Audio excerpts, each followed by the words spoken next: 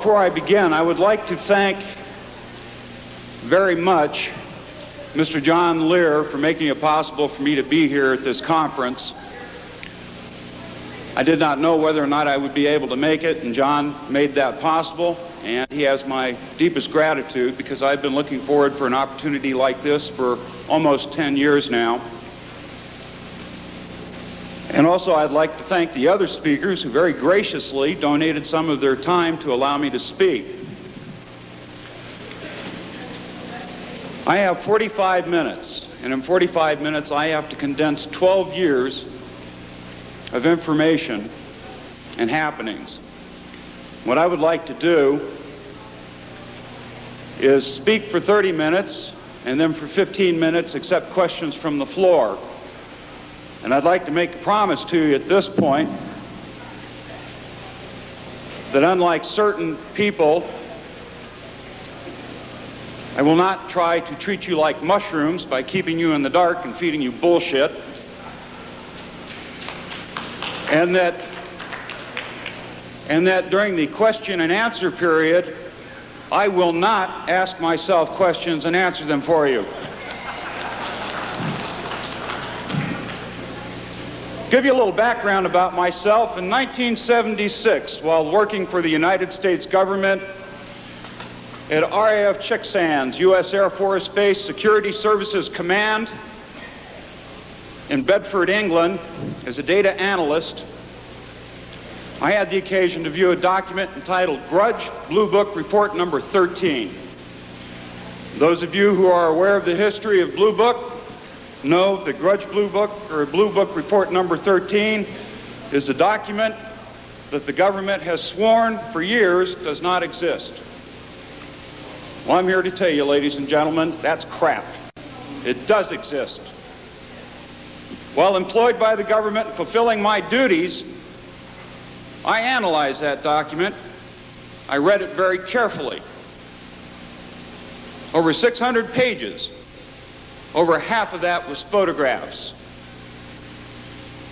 The content of that document consisted largely of technical reports, autopsy reports, and photographs of alien beings, alien technology,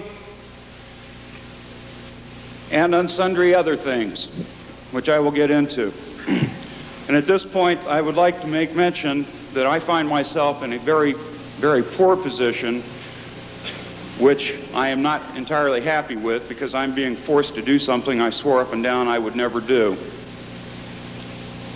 And that is respond to last night's speaker, Mr. Bill Moore. And I will do that after I give you a brief rundown of the Blue Book 13 report. The version of the document that I saw was an annotated version.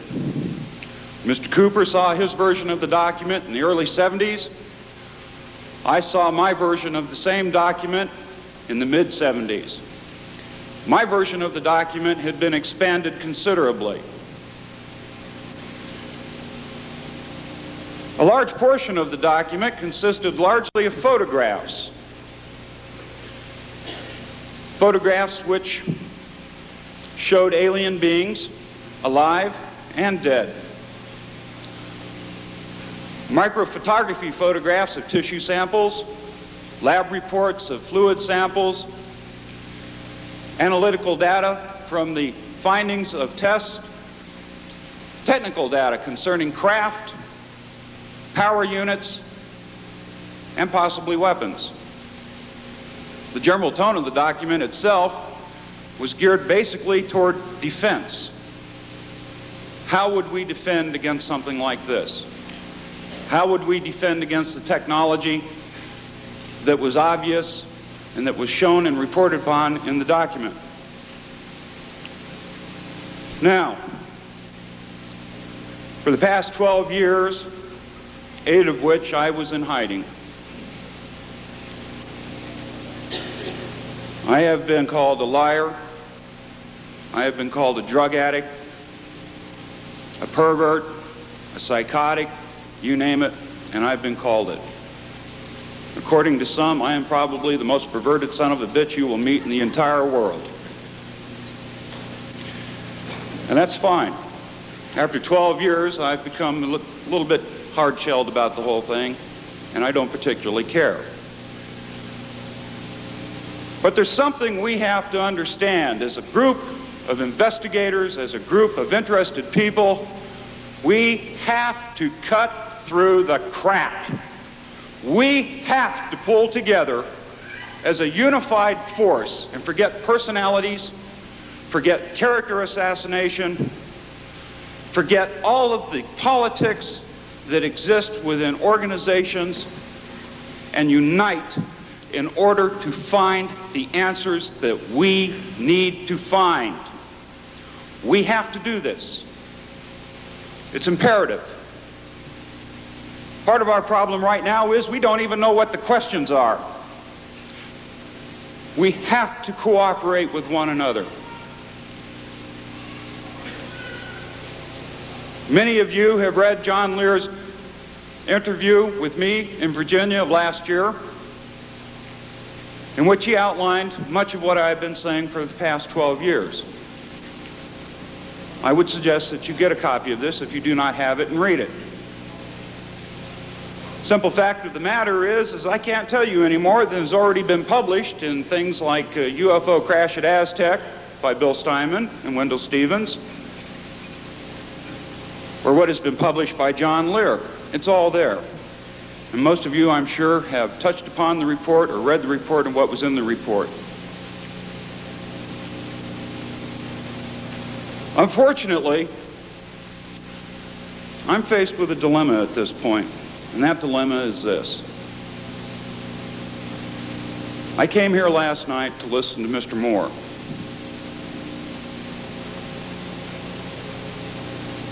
And I came here with the idea of being open-minded as I possibly could, understanding that people are entitled to their own opinion, their own feeling, for whatever reason. But there's a part of me that objects very strongly to being lied to. And that's exactly what happened last night. You were lied to. We sat up here in the audience and listened to a man expound on stuff that was absolute utter hogwash. Now, some of you are sitting out there saying, how can this be true? Why is it hogwash? He's a respected investigator. He's been in the business for a long time. He's published a book. He's published a couple of books. Yes, he has. His Roswell incident set new precedents for investigation in the UFO field, and he's to be commended for it. I admire him for it. It's an excellent book. He broke new ground for UFO investigators.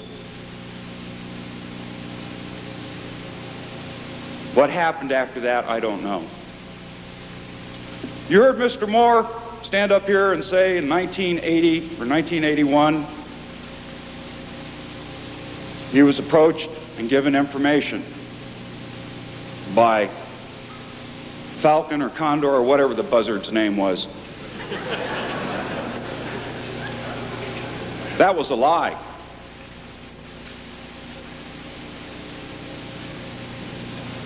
It was an absolute lie. And I know it was a lie, because in 1979, 1 month after Mr. Moore arrived in the state of Arizona, thanks to Mr. Alan Benz, formerly of APRO, now for the Foundation of UFO Research, Mr. Moore and I met, at which point I related my information to Mr. Moore. We met not once, but twice. Several months later, Mr. Moore came to me, my place of business, in a little place called Trail Dust Town off Tanker Verde Road in Tucson, Arizona. We went across the street to a little place called the Parfait Palace. I had a bowl of chili, he had a cup of coffee. I had heartburn, and he had brain burn. Mr. Moore sat there for 2 hours, and we conversed. We discussed what I had related to him to begin with in the Blue Book documents. And I think ostensibly what he was trying to do was to see if he could catch me at a lie. See if I would tell him the same thing I told him before, which is fine. Any good investigator would do that. But somewhere along the line, Mr. Moore twisted it around. At that time, I had been discussing with Mr. Jerry Schultz, who had been passing through APRO, and apparently had been passing through APRO for several years at that point, with his bicycle and his little pup tent,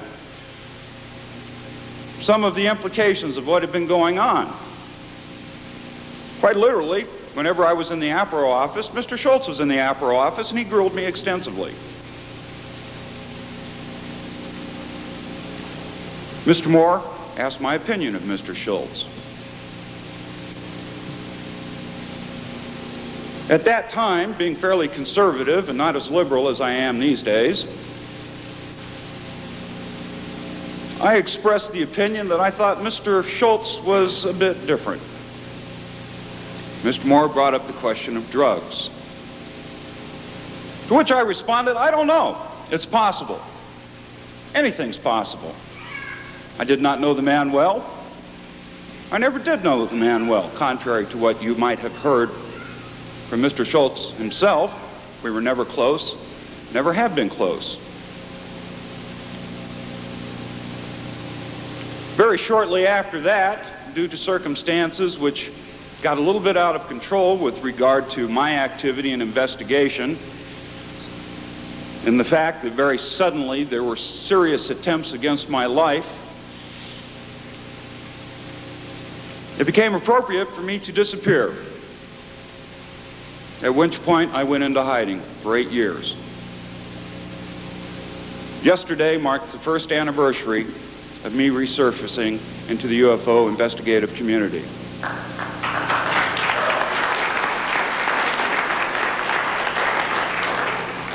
Today marks the 13th anniversary of my viewing of the Grudge Blue Book report number 13. 13 years ago today, in 1976, I viewed that document, and my life went to hell in a handcart. As a result of viewing that document, as I digress a little bit, I lost a wife and 2 kids. I reported to work as I normally do at Security Services Command at RAF Chick Sands. Was immediately told to report to the base commander's office on base, which I did, where I met Colonel Robert Black, then base commander at RAF Chick Sands. Colonel Black called me into his office and informed me that I was being discharged from my job and that I was being deported from the country as undesirable element. No explanation, no reason. That was it. It took me several months after my return to the United States to finally determine what had happened. I was not allowed to say goodbye to my wife or children, who remained in England, who remained at RAF Chick Sands for another 5 years, where she taught school at the RAF Chick Sands Dependent School. I have not seen my wife and sons in 12 years. I have not heard from them in 2 years. I have discovered ultimately that she was transferred to another Air Force base in England, where she teaches school still. I was not allowed to communicate with her in any way, shape, or form. I was not allowed to tell her what was going on, why it was going on. I did discover later that she had been told that I just walked in and quit and left the country. And left her. It's not true. Excuse me.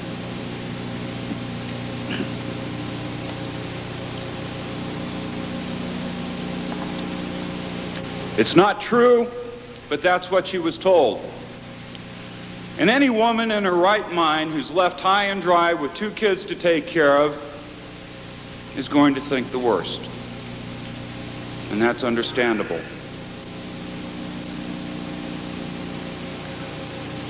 Ultimately, after about 10 years, I divorced my wife, feeling that there was no way I could possibly salvage a marriage, and that after such a long separation, she had changed and I had changed, and I decided it was time to get on with my life. Ultimately, 2 years ago, I married a very wonderful lady with 2 kids of her own. I'm quite happy. And it looks like this marriage will last a long time. I hope it will, because she's about the only person I know that can put up with my shenanigans. She deserves a lot of credit, and I'd like you to know that she supports me, and I wouldn't be able to do what I'm doing today without her support.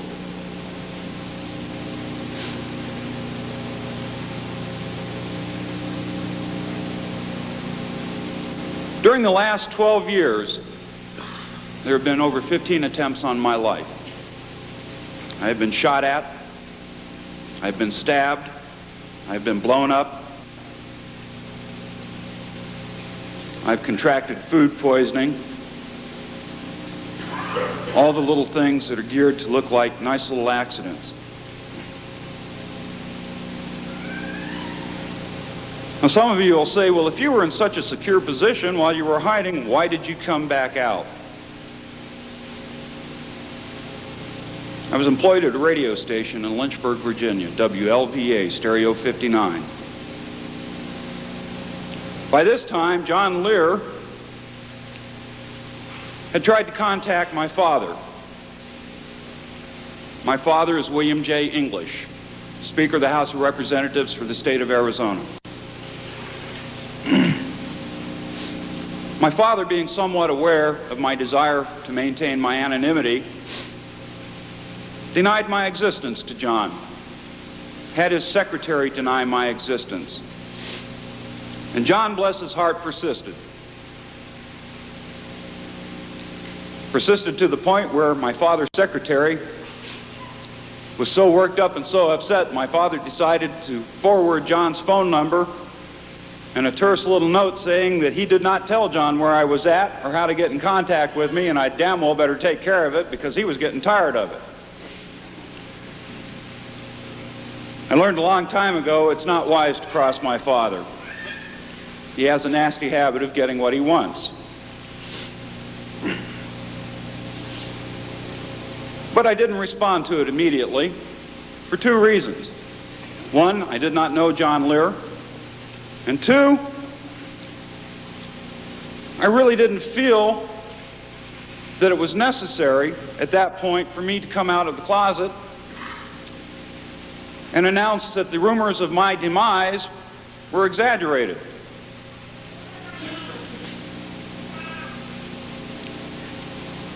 At this point, I would like to take the opportunity, I don't know if Mr. Andrus is here, but I would like to take the opportunity to thank Mr. Andrus. Because Mr. Andrus is directly responsible for me contacting Wendell Stevens. Mr. Andrus made a statement to ABC News, I believe it was. The statement was so out of character for what I knew from Walt Andrus that I had to consider it very carefully. While working at the radio station, I had the opportunity to view the pre-feeds that network sends down to radio stations so that you'll have an idea of what is going to come down the network news. In that statement, Mr. Andrus said that there are aliens on Earth, that we have been invaded, and that they are here. I found this extremely out of character from what I knew of Mr. Andrus. It was not the conservative person that I had known. Certainly wasn't the person that had been described to me by Cora Lorenzen, which I might add at that time was not complimentary at all. But shortly thereafter, I was on Coral's list also, so it didn't matter much. And I knew that I had made it, wherever made it was, because I was at the top of her list of people to avoid and to hate. I might add at this point, I have the dubious honor of being the only person that Coral has tried to sue. When Coral did that, I knew then and there that I had reached the top. But I will say this of Coral and Jim Lorenzen, they have my honor. They have my admiration. Whatever my personal feelings about Jim and Coral Lorenzen might be, they had the courage to do something that nobody else did, and they were the very first. Their work made it possible for all of you to be here today. And for that, I am eternally grateful.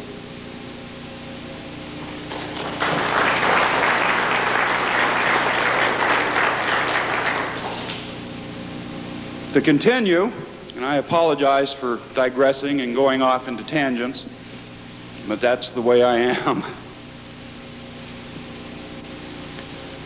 I read the statement that Mr. Andrus had made on the wire service, and I said, this can't be right. I don't believe this. After so many years, somebody of repute came forward and said, yes, it's true. And it was like a load was lifted off my back. That very night I contacted Wendell Stevens and said, Wendell. He said, yes. Who the hell are you? Bill English. Bullshit. No, really, it's Bill English, Wendell. Where the hell are you? I'm in Virginia. Virginia? I heard you were dead. We thought you were dead. Where have you been? So I rehashed the scenario with Wendell. Wendell being a little bit more aware of what the circumstances were at the time and why I disappeared, could understand it. He told me, you know, you're in a book. To which I responded, no shit. He said, yeah, a fellow by the name of Bill Steinman and I wrote a book.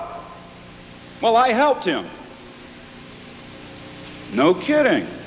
How do I get a copy of the book? Well, I'll send you one. Say, can I tell anybody that you're still there? Hell no. I don't want anybody to know I'm here. Send me the book and I'll talk to you. Several days later, I received the book in the mail and I sat down and read it. And I was greatly disturbed at what I read. Not because what was in the book was a lie.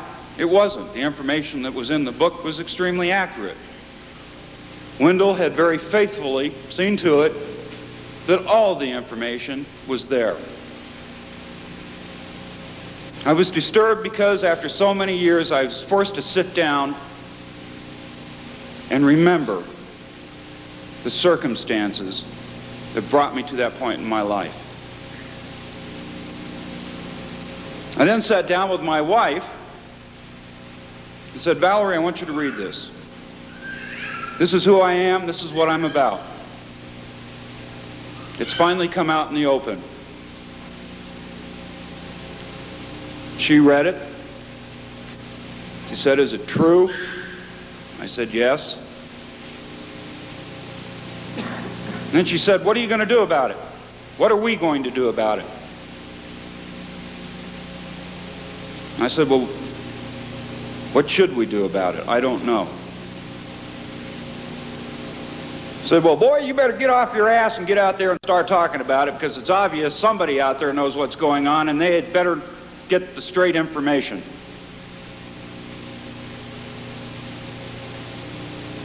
And when she said that, I fell in love with that lady all over again. She had more courage than I did. Either that or she was extremely naive. But I like to think she was courageous. So, after reading the book and going through all that, I finally contacted John Lear. First time I contacted him, I posed as Bill English's lawyer. Called him up and said, I'm Mr. English's lawyer, legal attorney. He told me to contact you and find out what the hell you want. John told the lawyer what he wanted. He was very honest, very straightforward about it.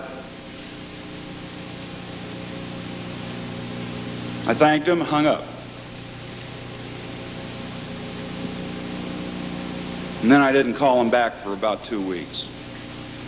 Well, I considered everything. Finally, at the end of 2 weeks, I called him back.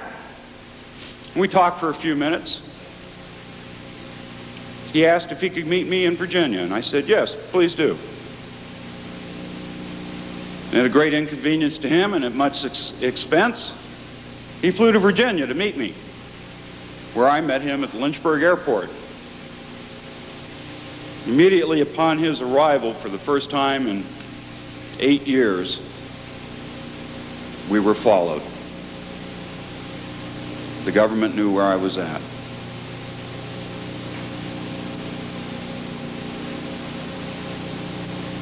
John came into the airport terminal. I was wearing a beard, grubby old Levi's, the blue vest that many of you have seen me walking around there in the last few days, my lucky vest. He sat down. He had no idea what I looked like. I sat down next to him, waited for a couple of minutes, turned around and looked at him and said, you can buy me a drink, let's go. And John, being the trooper that he is, didn't say a word.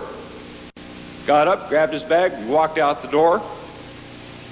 Our trails followed us out the door. We jumped in John's car and headed to a local bar, where John bought me a drink. Two gentlemen followed us into the bar. John and I scooted out of the bar and headed for my home. The next few days, John very graciously, but very thoroughly, grilled me. Reminded me of things that I had not remembered for many years. My chief concern when I spoke to Mr. Lear was I did not know him and I did not want to come off as an idiot. I did not want him to think that I was another nutcase.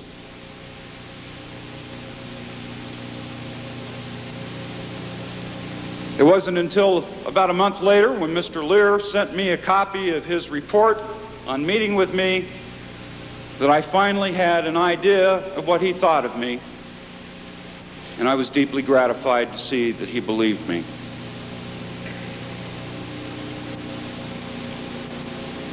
Mr. Lear is officially retiring from active UFO investigations,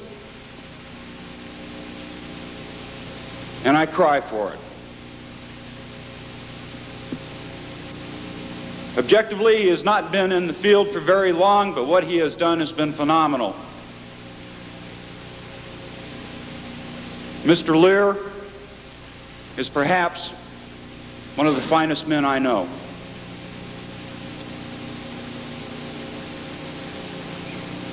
Whatever else you might think of him as an investigator, as a controversial figure, as a human being,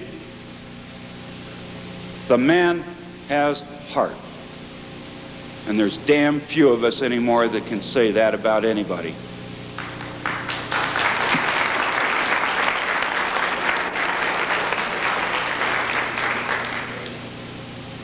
Now that I've covered, for the most part, what I've had to say with regard to reviewing some of the circumstances which have brought me here tonight, it's now necessary for me to address the question of Mr. Moore.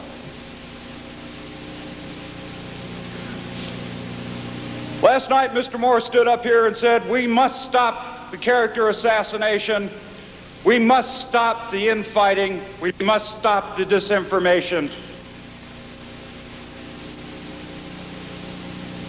And as he was saying that, I was walking around the back of this auditorium about ready to pop a cork because the man was standing there telling you a bald-faced lie.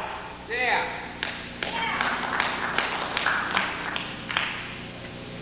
He has not stopped the character assassination, and he never did. 9 months ago, when Mr. Moore discovered that I had resurfaced, he was asked by 2 engineers from Aerojet Corporation what he thought of me and my viewing of the documents that I said I had viewed.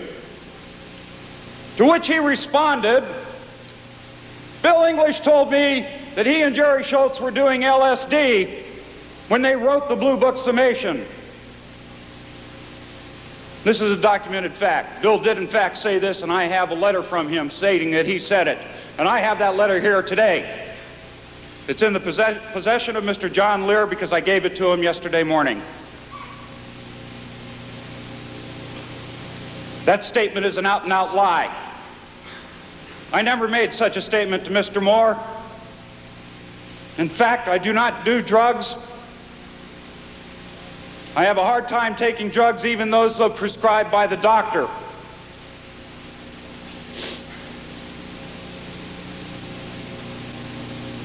I said nothing at that point because I wanted to wait and see what else was going to happen. Then Mr. Moore came out with that Bukaka UFO television show of his, which in my estimation was designed to do nothing more than to discredit the science of ufology. And that's exactly what it did. It was poorly produced, poorly written, and it made UFO investigators look like absolute utter idiots. And it was the cruelest blow that anybody could have hit UFO investigators with. To add insult to injury, Mr. Moore had his 2 buzzards pronounce the stuff that he said I'd been lying about for 13 years. Word for word, they parroted everything that I had told him in 1979. 1 hour after viewing this travesty, I got on the telephone to Alan Benz and got Mr. Moore's phone number. Alan is here tonight. He will confirm this.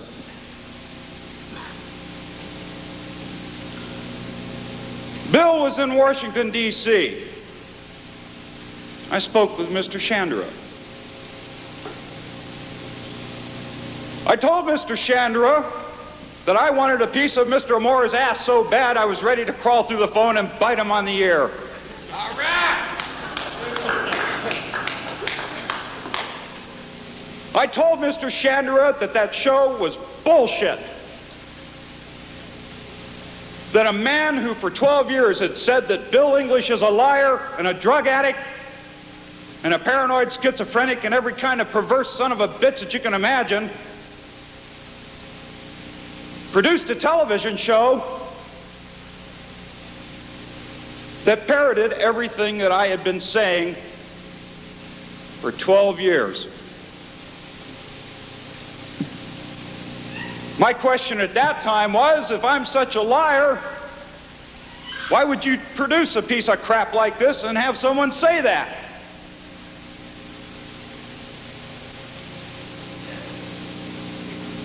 My question now is,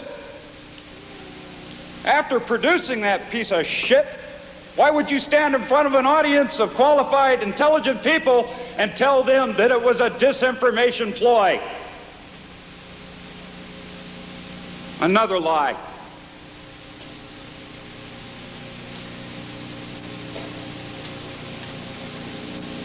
Quite frankly, if Mr. Moore is not in this for the money, then what the hell is he in it for? He's not done any good for UFO investigation that I can determine, except hurt it.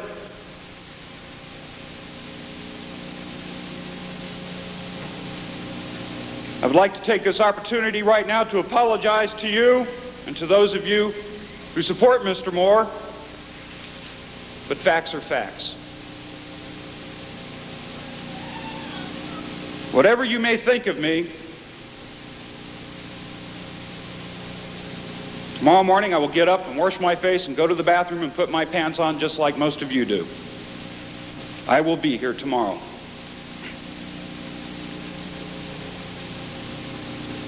Many of you came to this meeting today saying, we are going to get some answers.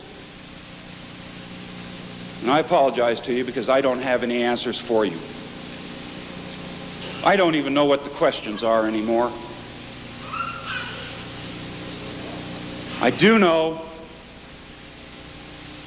that we as a body must pull together, not only in MUFONs, but in CUFOs, Center for International UFO Studies,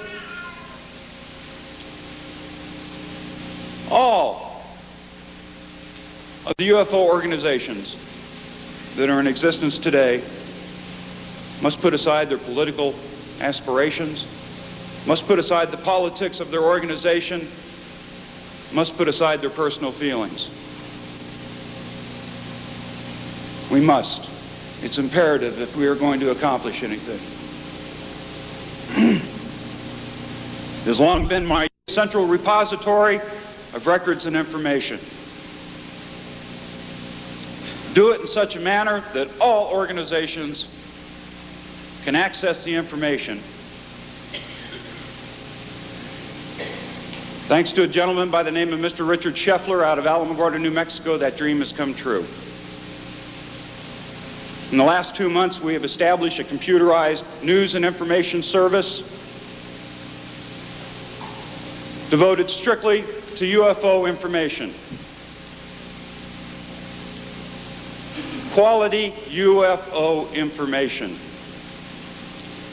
The information that goes into this board will be approved by a board of approval consisting of several investigators of renown who are in fact members of various UFO organizations. Many of the members of this board do not like each other. Many of the members of this board do not agree with each other. Many of the members of this board hate each other's guts.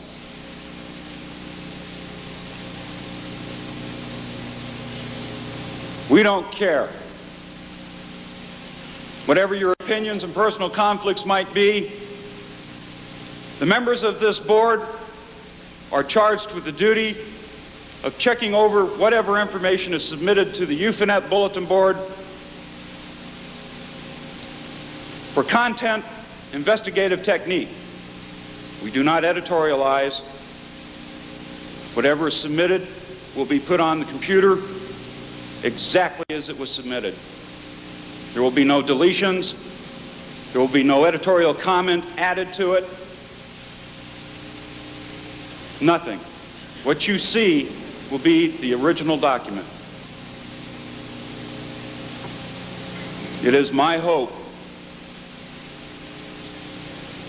that we, as an organization of human beings, can gather together and use this service to find the disinformation, to make a determination as to what is true or not true, employ scientific technique in the investigation of UFOs, and establish a firmer, more solid foundation for this science of ours. And that's exactly what this is. This is a science.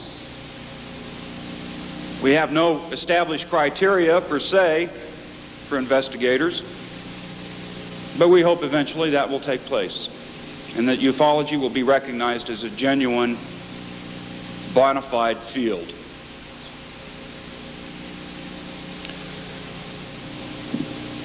For those of you who are not aware of my particular situation, it's time for the commercial. I have on sale in front a situation and update report. If you would like, please come. They're there. Right now, I'd like to open up the floor to questions. If there's anybody who has a question, please feel free to ask it. I will answer it to the best of my ability. If I cannot answer it, I will be honest and tell you I don't know. Yes, dear. Yes.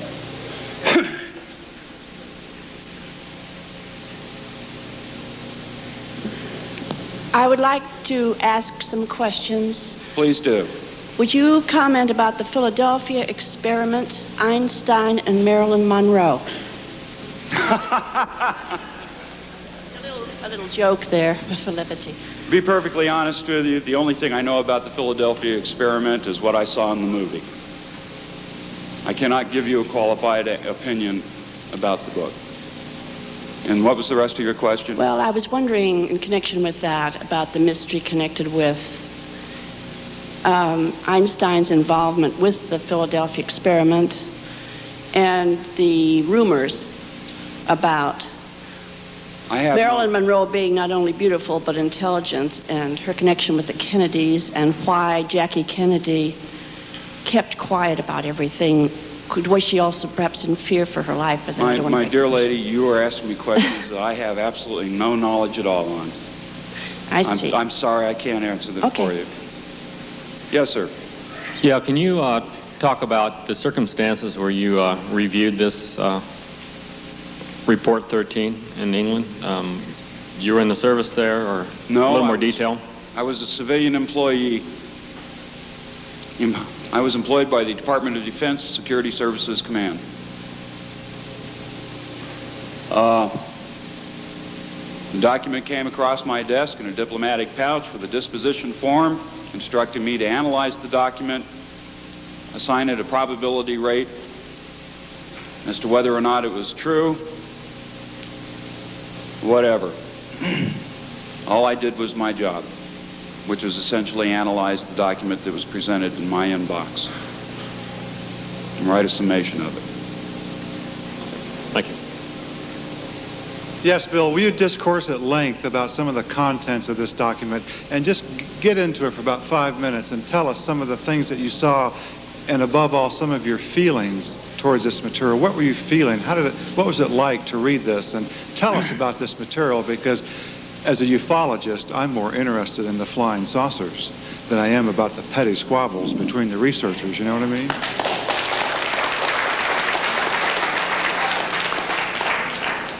At the time when I read the document, it was reported in the document that the United States had in its possession several UFOs.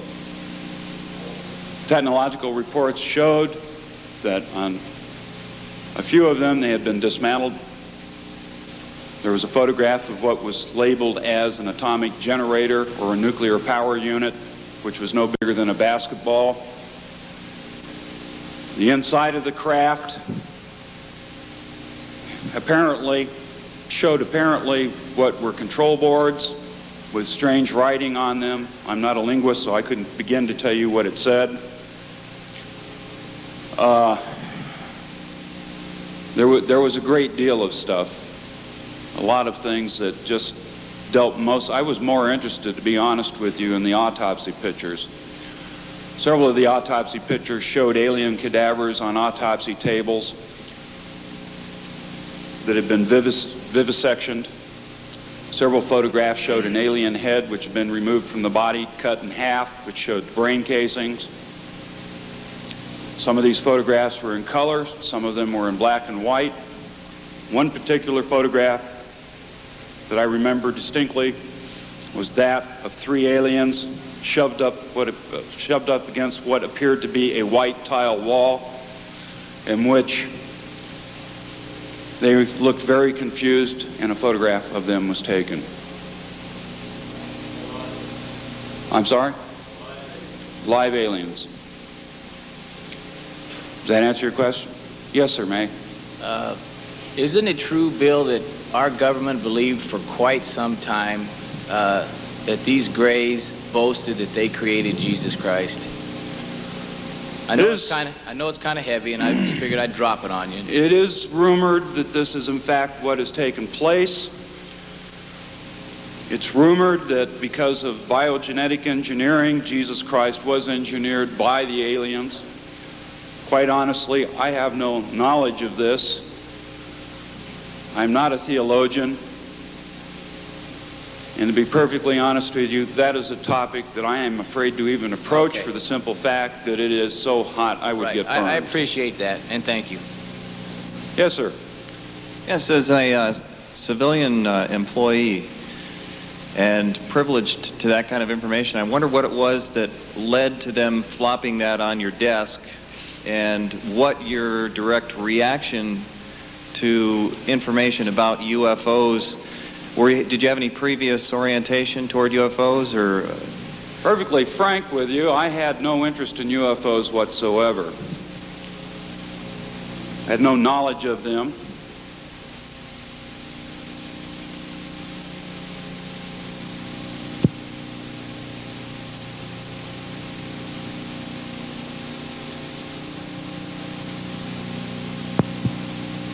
We found the aircraft. We were supposed to bring out survivors if there were any. There were none.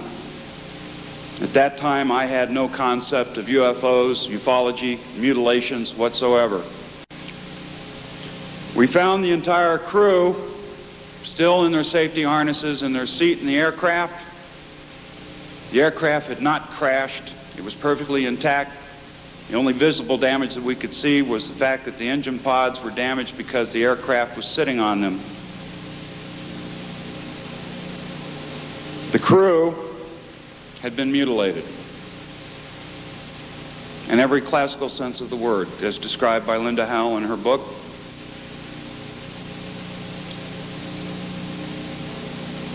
Of cattle mutilations. We photographed the bodies. We grabbed dog tags. We destroyed the aircraft with the bodies in it.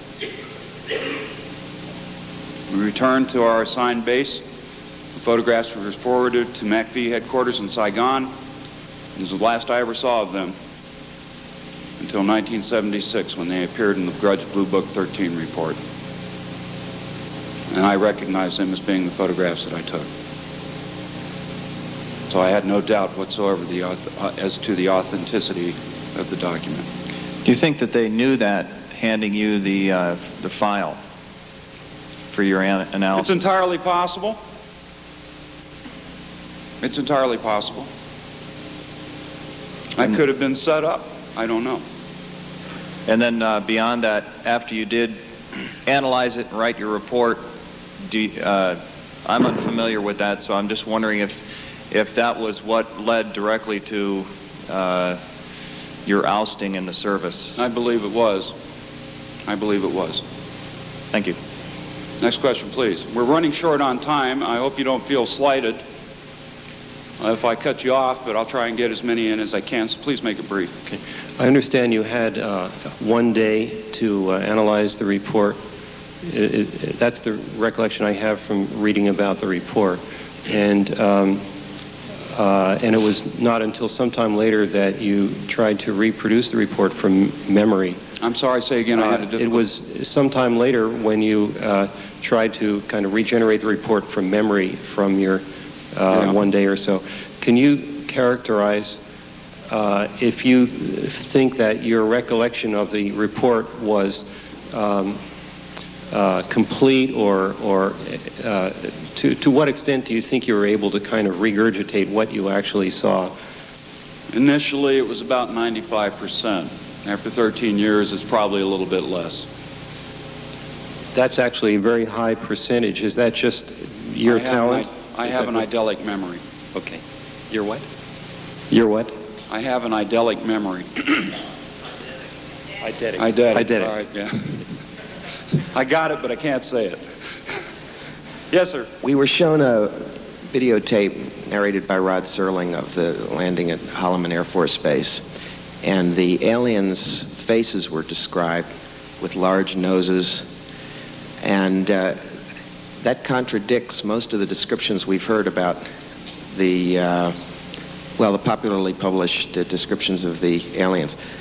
The photos that you saw of the cadavers, did they suggest faces like those that we saw in that tape? And how do you explain that discrepancy? You see some of the gentlemen walking around here with these strange white tags hanging off their collars. It's a picture of an alien. That pretty much characterized what they look like. in the pictures that I saw. It's entirely possible that those aliens which landed at Holloman Air Force Base were of a different species. I do not know.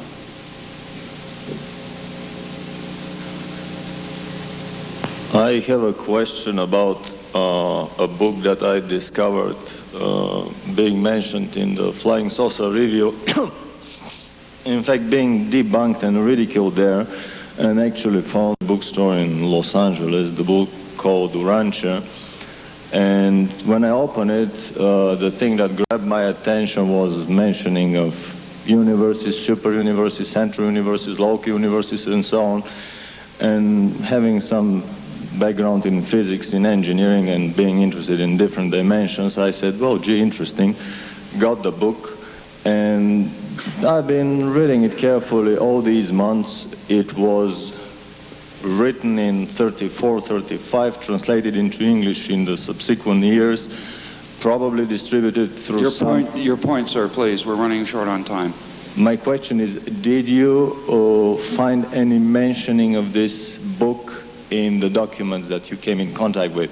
Because in the book there are many chapters that will describe alien anatomies of different dozens of cases. Well, first of all, I'm not familiar with the book. What I saw in the document was technically oriented. There was made mention of the possibility of interdimensional travel, but at that point, and now, I have no knowledge of physics whatsoever. So I could not answer you It's honestly. not a book about dimensions. It's more a book about life in the universe and the different types of beings in the universe, and they would have chapters and chapters of listing of different biological types of entities, a lot of knowledge in chemistry and physics, astronomy, and so on. Having not read the book, I can't give you an honest and qualified answer. Last question. Yes, Bill. We hear that the aliens are very good at telepathy. Now, if in the early days the aliens were mistreated by humans, don't you think that that was conveyed to the alien nation early on? And as a result, I mean, don't you think they're waiting to get even or have gotten even? Well, not being telepathic, I can't answer that question, unfortunately. If they are telepathic, I would imagine that if one knows, they all know. Ladies and gentlemen, I'd like to thank you very much for allowing me this time, and thank you for listening to me.